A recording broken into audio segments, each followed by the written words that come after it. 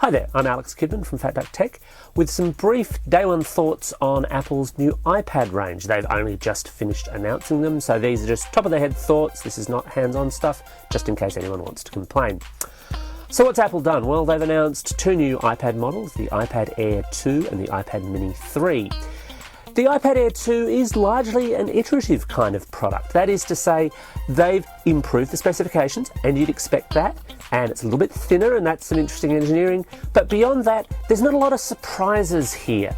You've got Touch ID, which is a nice thing to have on a tablet, but it's certainly not a new bit of technology. You've got a faster processor, but you'd expect that because it's newer. And you've got an iPad.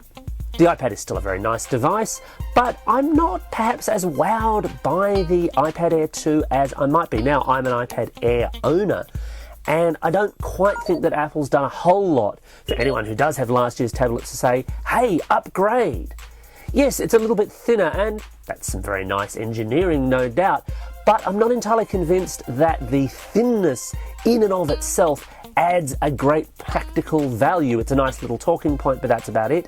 It also seems to have done away with the mute or rotation lock switch, and that to me is actually a loss of functionality that the previous models had.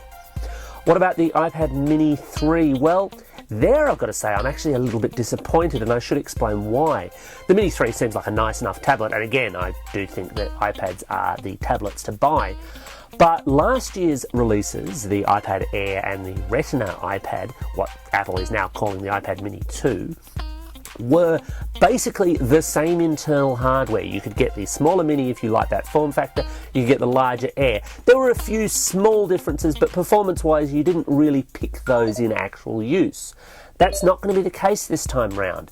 The Mini 2 only has the A7 processor, where the iPad Air 2 rocks the 8AX. So there is going to be a performance gap. Apple has essentially said, look, we want a premium line, and the premium line is going to be the iPad Air 2. You're going to have to live with that.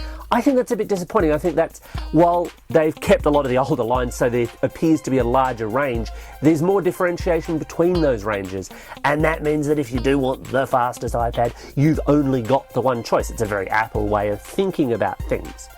That wasn't the only thing that Apple announced today, of course. They also announced new iMacs and Mac Minis, as well as the actual release of Yosemite, which should be out today, and probably will still have bugs in it because, hey, it's an operating system. That's what happens. iOS 8.1 will also be out on Monday, or Tuesday if you're in Australia.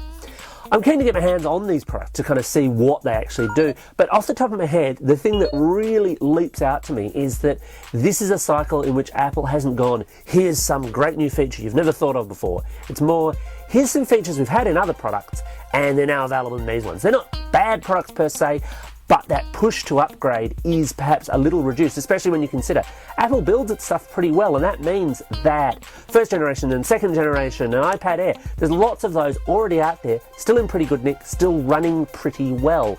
And as such, if you're a new tablet buyer, yeah, there might be something there for you. If you're an upgrader though, especially if you're only like a 12-month or maybe even a 24-month upgrader, I think there's less of a compelling picture there.